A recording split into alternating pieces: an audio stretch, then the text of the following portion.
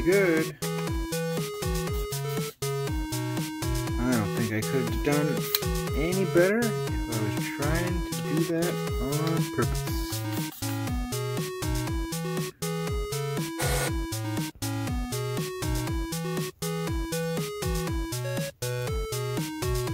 I know, it turned out pretty good.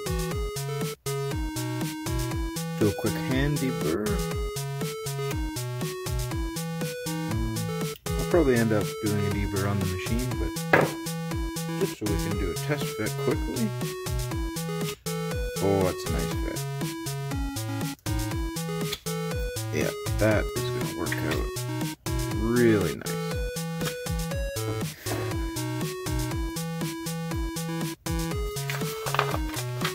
That's the next part on the list. This one is actually the main piece. The drawings on the wall, we can take a quick look. That's what we're doing now.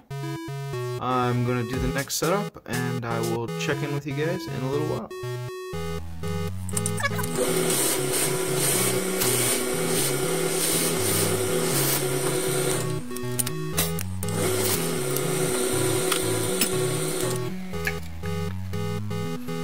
Ideally, we want to bore these drilled holes to final dimension, so it's okay that it doesn't fit now.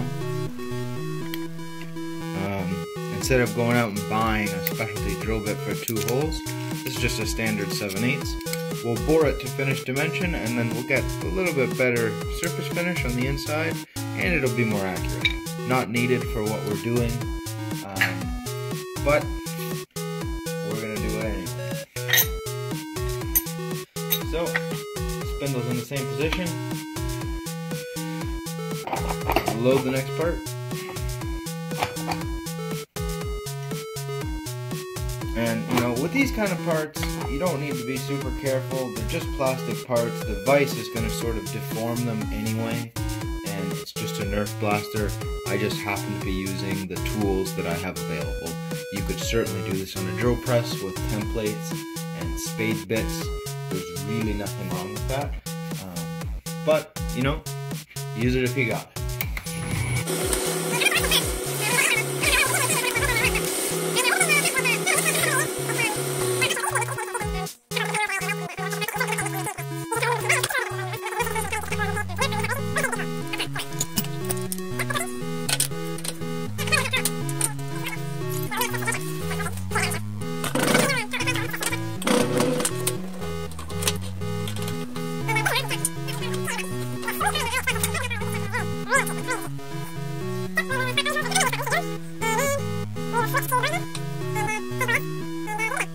We'll walk over to the next position and get going.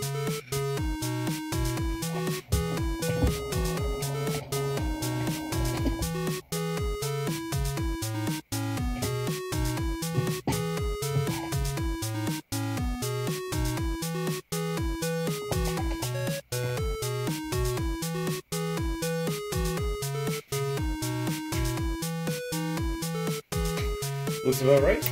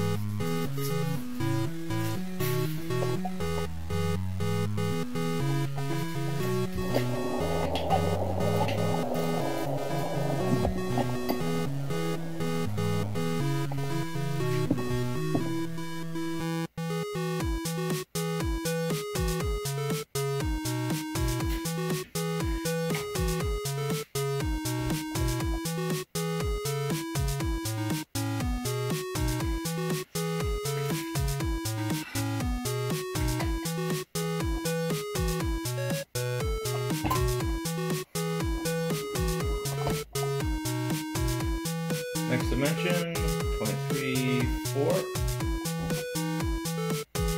And it's really easy to overshoot these. The DRO is super sensitive. 0.34. Let's go.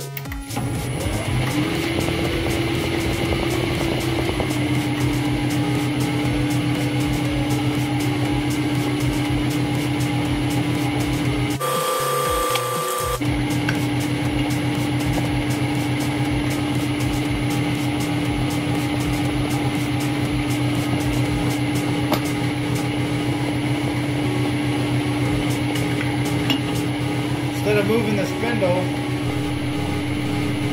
or the table I should say, if you know that your datum is good and that you've made your stock to the correct size, you can simply flip the part over.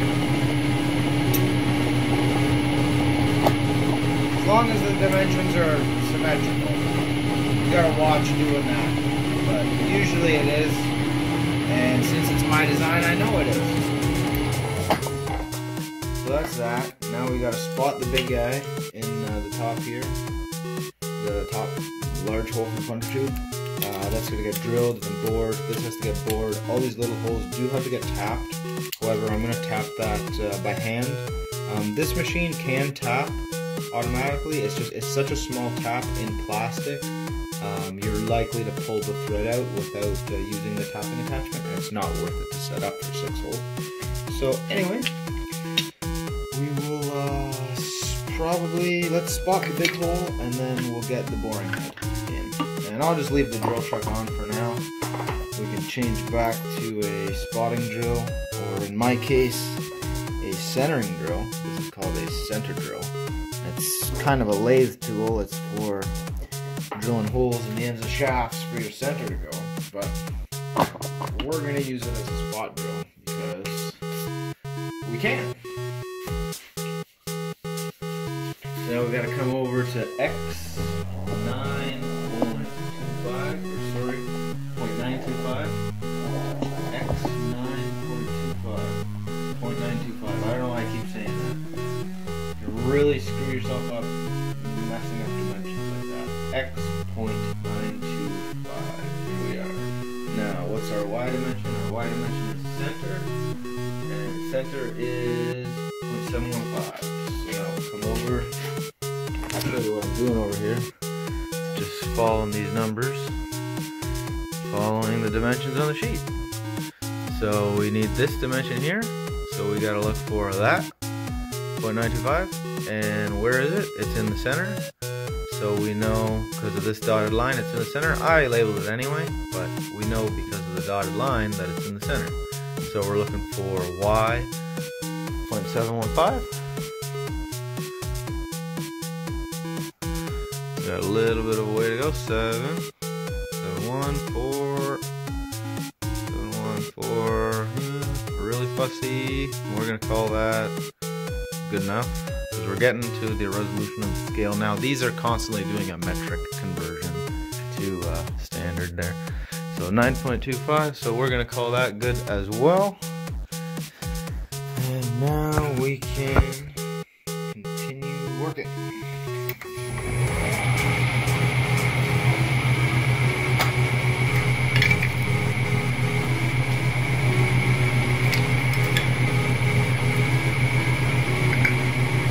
It's always good to double check this stuff.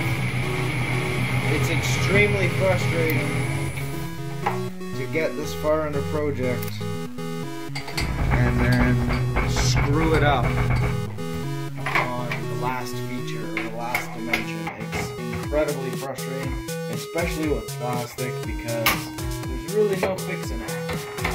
You know, if you screw up a hole in metal or aluminum or something and it's not a super critical part, you can just weld it back up and start again. It's really not a good thing to do, but you know, I do it for personal projects. It's really not the end of the world. I decided to get rid of the chuck. I don't like running those big drills in the chuck. It's it'll do it. It's rated for it. It's really not a big deal. I just don't like doing it. I prefer prefer to use direct collet, so we're going to just shove this 1-inch drill through this polycarbonate.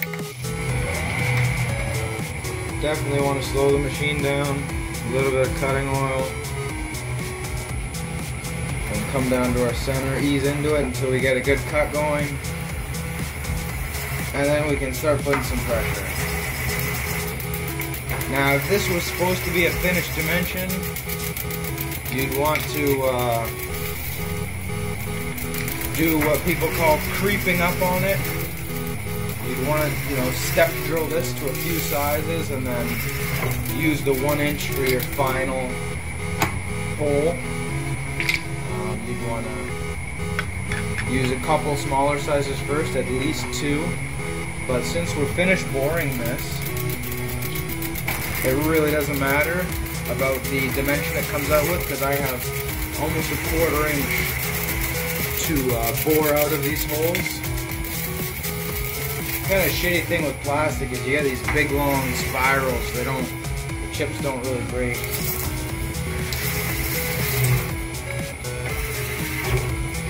Alright, so now we're through. Not very good surface finish, but I'll throw on the boring head and we'll finish the hole there.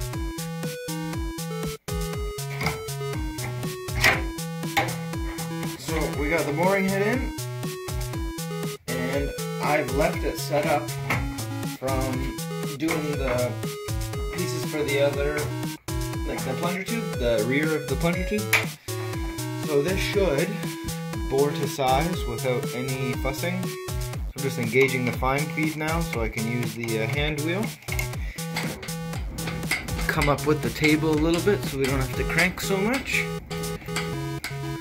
And since this is very close to the edge, we got to remember to take our parallels out so we don't hit them with our cutter. And that seems like a pretty good feed. I'll put some lube on the bar, lube in the hole, and we'll just go for it.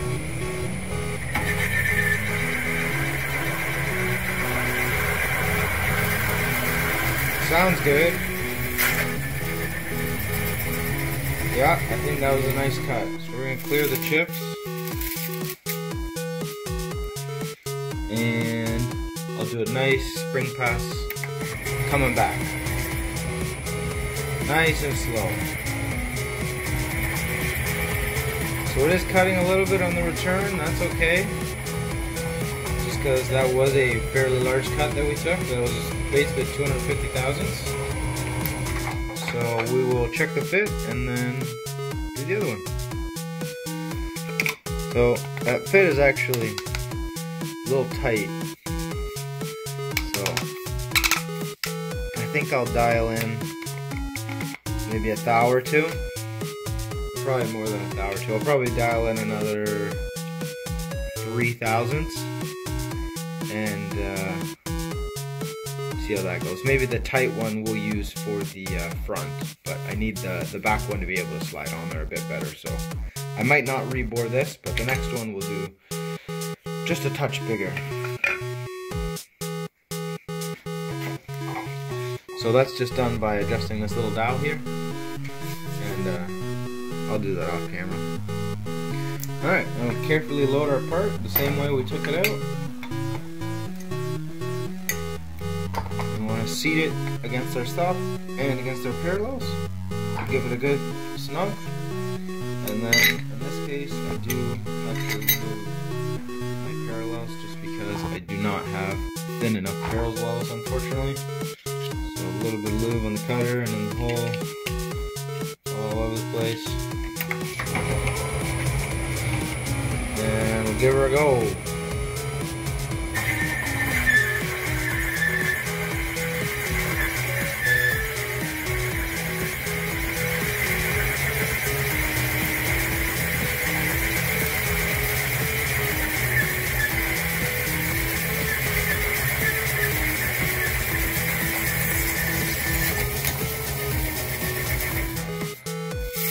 I always like to clear the chips before I retract, just because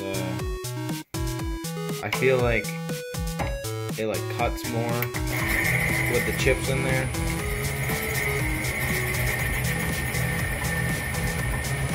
I feel like it rubs and it wrecks the surface finish, and like it puts pressure on the tool, and then like you end up ruining the dimension. I don't really think it might make a difference with plastic, but when you're doing metal, definitely makes a huge difference. And I dialed in another 4 thousandths, and it's still pretty tight, but you don't want to have it too loose, because then you sort of lose the whole point of this. So I'm just going to leave it. I'm not going to mess with it. Some very careful sanding later could be in store.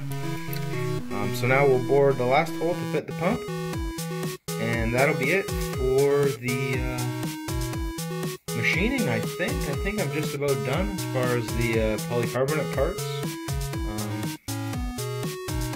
Oh no, I got a whole bunch more. Never mind. We'll be back. So now we gotta get back to X 4.13. And we're gonna leave our Y position.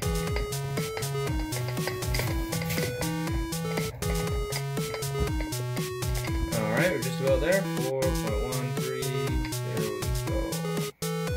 And never forget to lock the table when you're doing this kind of stuff, especially with these small hobby milling machines. You really gotta lock basically everything. So for this style of boring head, it's a bit fussy to get a good dimension right off the like first try. So I'm just gonna back it right out with the Allen key here. And we're gonna come down into the part.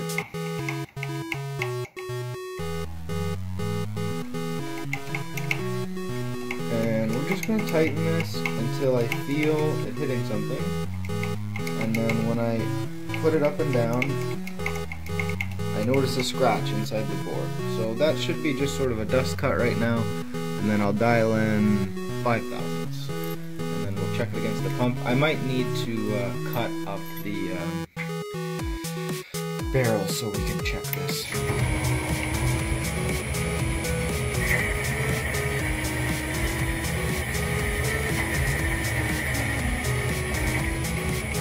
Alright, didn't take too much off.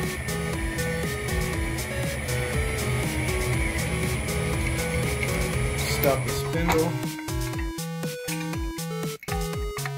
And I'm not going to be able to check this very well because those barrels are in the way. So, I think I'd better cut these off. Alright, that's more like it.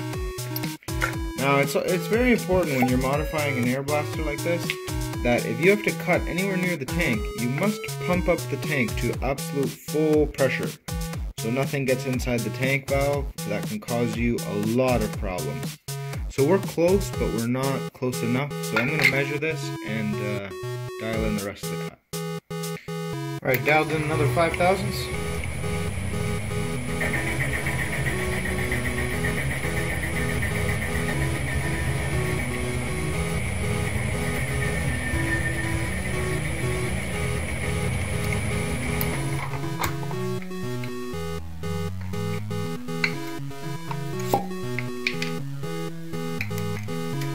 There it is. Beautiful. Beautiful fit. Liking this a lot. Alright, next. Now, we should get fairly similar results if I just shove this in one pass now.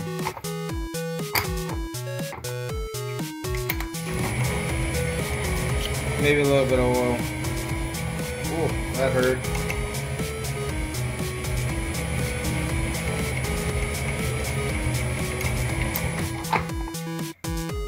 You know what helps? Helps if you put the right part in.